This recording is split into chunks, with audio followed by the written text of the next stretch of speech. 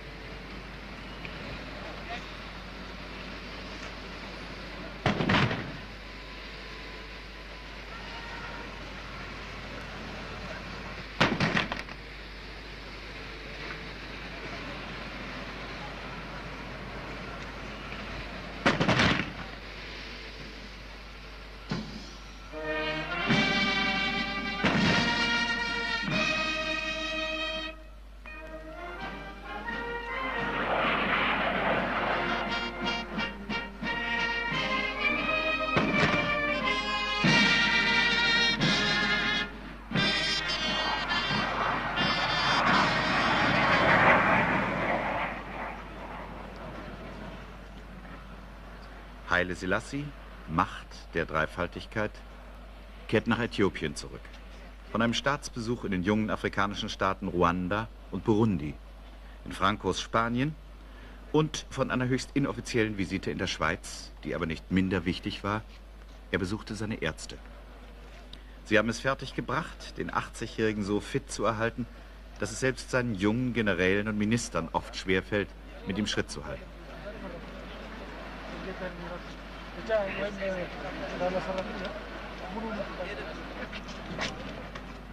Haile Selassie hat Feinde in Äthiopien, aber vom einfachen Volk wird er fast überall geliebt und verehrt.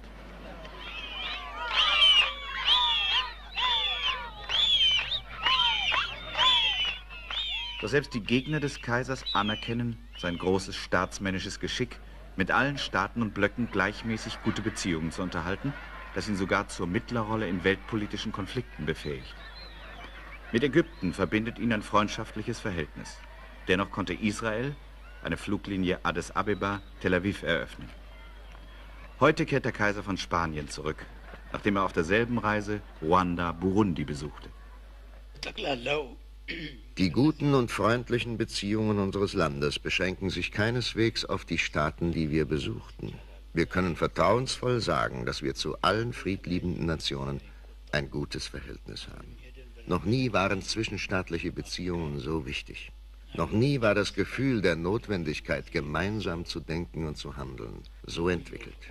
Daher die Bedeutung dieser Reise zu unseren beiden Brüdervölkern in Afrika und nach Spanien.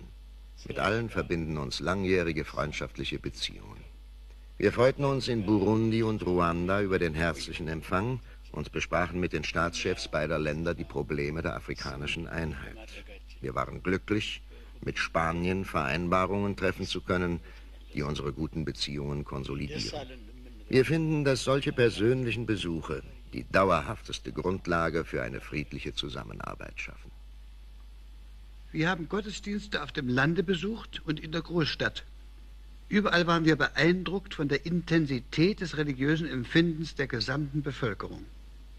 Welche Rolle spielt heute die Kirche im modernen Äthiopien?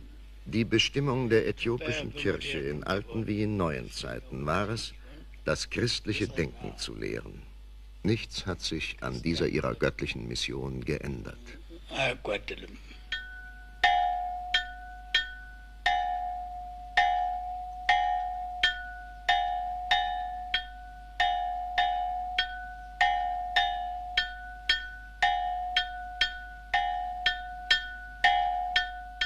Im 4. Jahrhundert kam das Christentum nach Äthiopien und spielt seitdem eine Rolle wie in keinem anderen Lande der Welt. 15.000 Kirchen und Klöster sind über das ganze Land verteilt. Die ältesten in Lalibela, Monolithkirchen, aus dem Felsboden herausgemeißelt, sodass ein freistehender Bau entstand. Ihre Entstehung im 11. Jahrhundert verdanken sie dem Kaiser Lalibela, der dem Ort seinen Namen gab.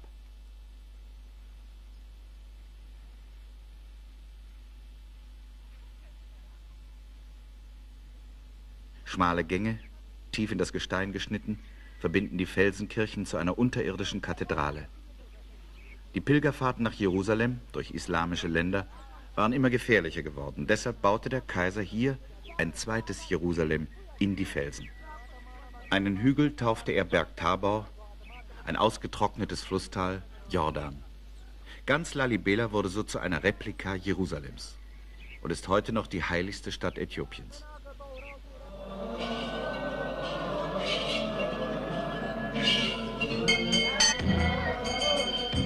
Unter Marschall Badoglio hatten sie sein kleines, schlecht bewaffnetes Heer besiegt. Für 5 Jahre bis zu seiner siegreichen Rückkehr hatte der Kaiser seine Krone verloren. Empfangen hatte er sie am 2. November 1930 in der St. Georgs-Kathedrale zu Addis Abeba. Der Krönung gingen blutige Kämpfe voraus.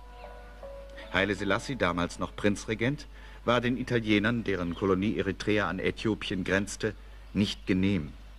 Sie dachten schon damals daran, Herren von Äthiopien zu werden und versuchten einen schwächeren Ras auf den Thron zu manövrieren, Ras Gugsa.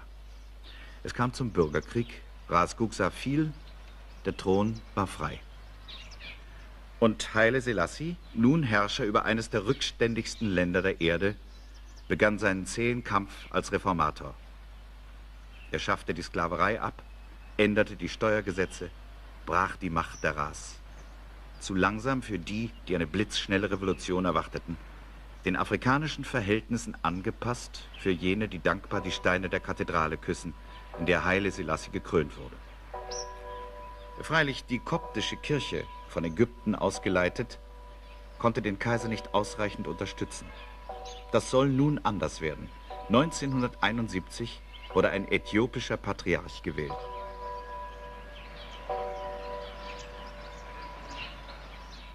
አሁንም ወደፊት ያለው ከዚህ የሚለወጥ ነገር የለም ይልቁንም Wir sind besonders glücklich, dass ein Patriarch durch unser eigenes Volk gewählt wurde. Das wird unsere Bemühungen unterstützen, es geistig und moralisch immer weiterzuentwickeln.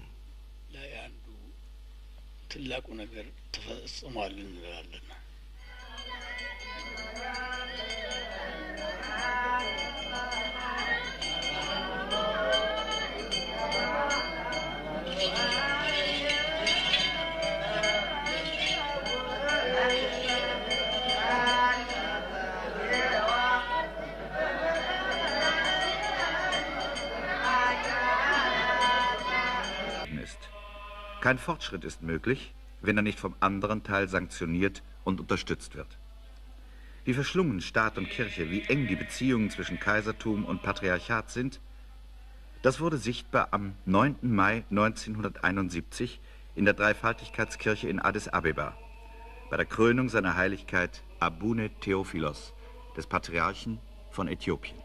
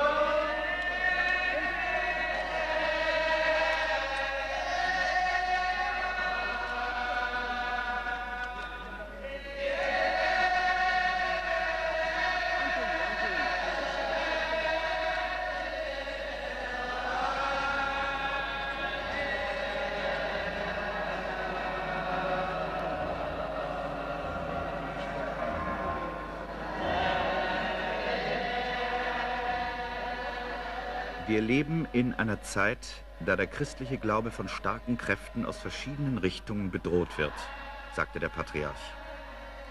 Mit eurer tätigen Hilfe, zusammen mit der Unterstützung aller anderen christlichen Religionen, hoffen wir, die Angriffe abwehren zu können, zum Guten der Kirche Jesu Christi.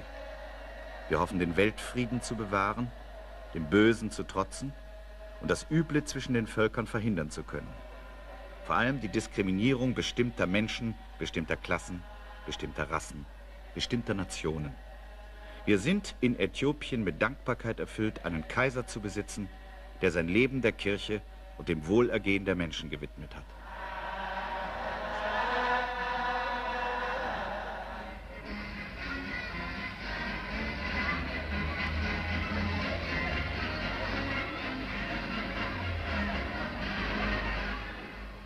Scuola Italiana, italienische Schule. 600 Schüler, eine größere Schule nebenan im Bau. Überall italienische Fachleute, überall italienische Exportkaufleute. Ist es christliche Denkungsart, die den Kaiser veranlasste, nach den Schrecknissen des Feldzuges Mussolinis den Italienern wieder die Tore nach Äthiopien zu öffnen? Oder sind es kommerzielle Gründe?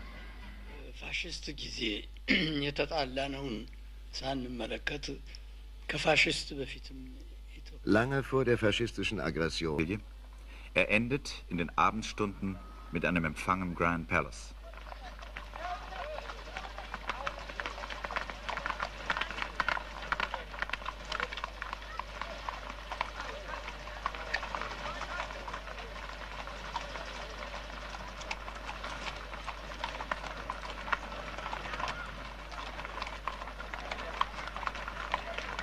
Höhepunkt der Feierlichkeiten, die Parade der kaiserlichen Kavallerie. Alle sind geschmückt und festlich angetan. Nur eine kleine Gruppe Männer in unscheinbarer brauner Kleidung wartet abseits der Straße darauf, dass der Kaiser im Vorbeifahren die Hand erhebt. Das heißt dann, ihr seid frei. Gefangene, die zur Begnadigung vorgeschlagen sind.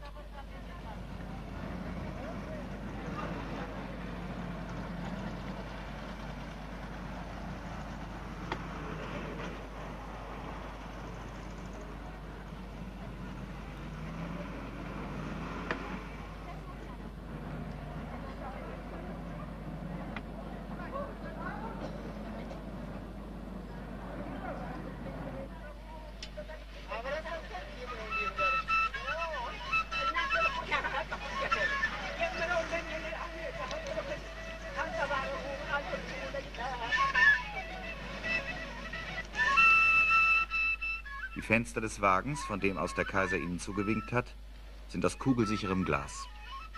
Er benutzt ihn heute nur, weil es regnet.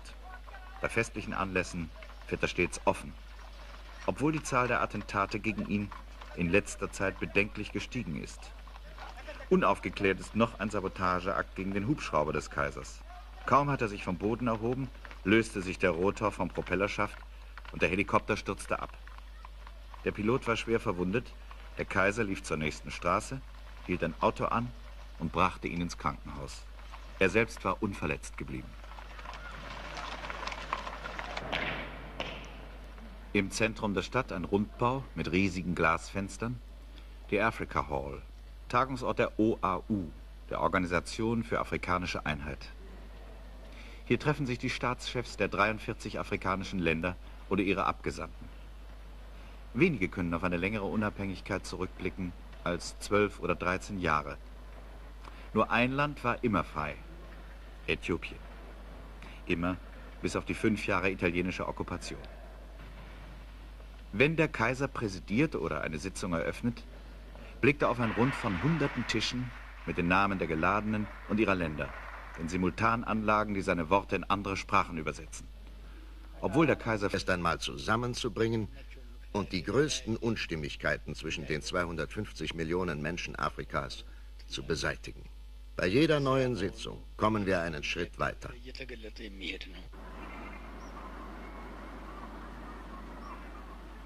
Addis Abeba, Neue Blume, gegründet 1890 auf Befehl Kaiser Meneliks an einer strategisch günstigen Stelle. Heute 700.000 Einwohner. 1920 lebte der Kaiser, damals noch Prinzregent, in einem Haus aus Strohgeflecht mit Lehmbewurf. Sein Beförderungsmittel: ein Maulesel. Es gab nur ein einziges Auto in der Stadt, das 1- oder zweimal im Jahr benutzt wurde. 1955 waren es bereits 10.000. Als im April 1930 des Kaisers Krönung beschlossen war, konnte die Zeremonie dennoch erst im November stattfinden. Man musste das Ende der Regenzeit abwarten. Die Gäste hätten sonst durch knietiefen Schlamm warten müssen. Hinrichtungsgalgen wurden abgerissen und durch Denkmäler ersetzt. Zum Beispiel den äthiopischen Löwen, der auch lebendig in der Stadt gezeigt wird. Eines Abends konnte man die Fackeln zu Hause lassen. Die Straßenbeleuchtung war eingeweiht. Addis Abeba begann 1890 beim absoluten Nullpunkt und musste Jahrzehnte der Entwicklung überspringen. Der Kontrast überdimensionierter Marmorpaläste wie Rathaus, Post und Banken zu den armseligen Behausungen der Bewohner ist gewaltig.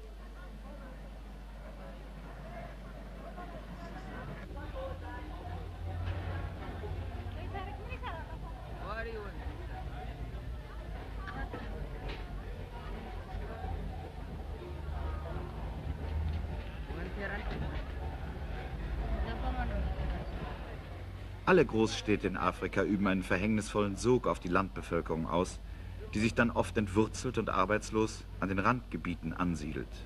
Es beginnt in Bidon. Auf dem Land liegen die Probleme anders. Hier werfen die Gegner der Regierung dem Kaiser vor, er triebe die Landreform nicht zügig voran. Er ginge nicht entschlossen genug gegen die großen Landeigentümer vor. Das ist zunächst die Kirche.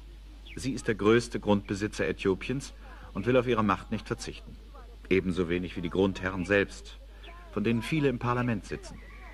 80% der Bauern, so schätzt man, bestellen gepachtetes Land in völliger Abhängigkeit vom Grundherrn. Nicht allen geht es schlecht. Manche Grundbesitzer sorgen väterlich für ihre Bauern und überlassen ihnen die Hälfte der Ernte. Andere wiederum nützen die Bauern bis aufs Letzte aus. Klare Gesetze für den Schutz der Bauern gibt es nicht.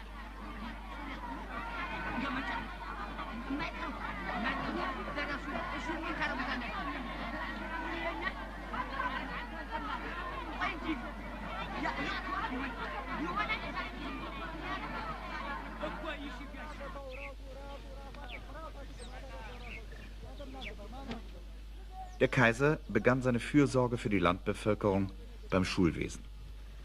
In früheren Zeiten gab es nur Kirchenschulen, die Äthiopien in den traurigen Ruf brachten, mit 90% die höchste Analphabetenziffer Afrikas zu besitzen. Das hat sich geändert. Gerade in den kleinen, vernachlässigten Dörfern baute der Kaiser eine Kette von Elementarschulen. Und dann begann er, wenn auch nur Schritt für Schritt, mit der Landreform.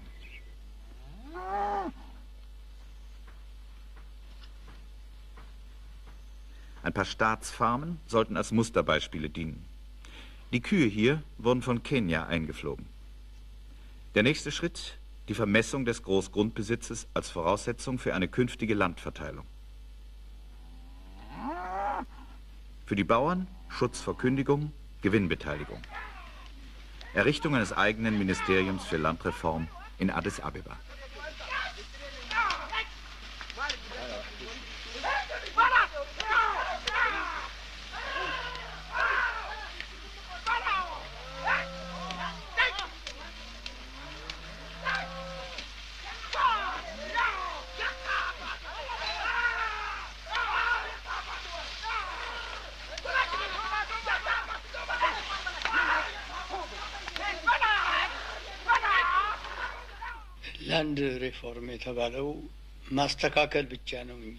Landreform ist nichts anderes als ein fortgesetztes Bemühen, das System des Landbesitzes zu verbessern. Als solche ist die Landreform weder eine neue noch eine vernachlässigte Aufgabe der Regierung. Es gibt heute eine außerordentlich große Zahl von Landeigentümern in Äthiopien. Ihren Besitz gleichmäßig zu verteilen, an dieser Aufgabe arbeiten wir und werden weiter in Zukunft daran arbeiten.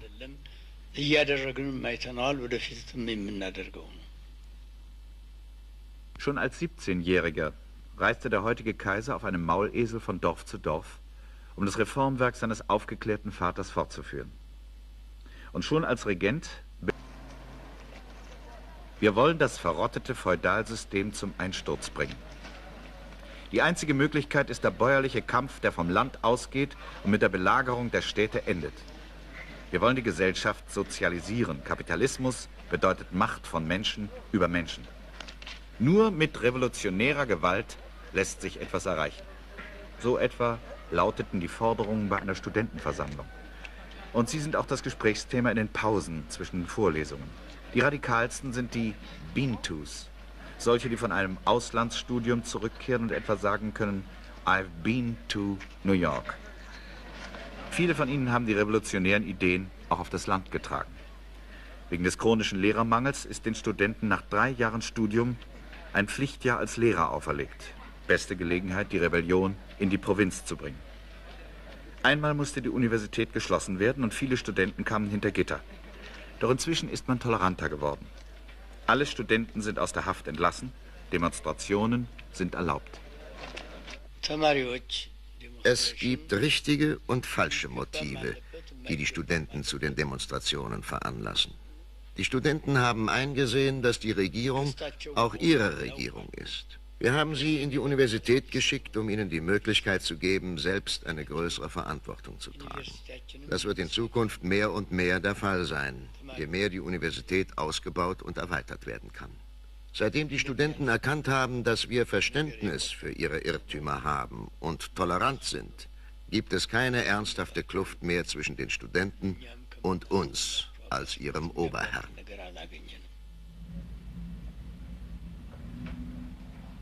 Mag das Verhältnis zwischen Kaiser und Studenten gestört sein? Liebe und Verehrung findet er beim kleinen Mann und beim Mittelstand. Kein Laden, kein Haus ohne das Kaiserbild. Nicht nur beim Bäcker und Friseur, sondern auch da, wo kaum jemand die Kaisertreue kontrolliert.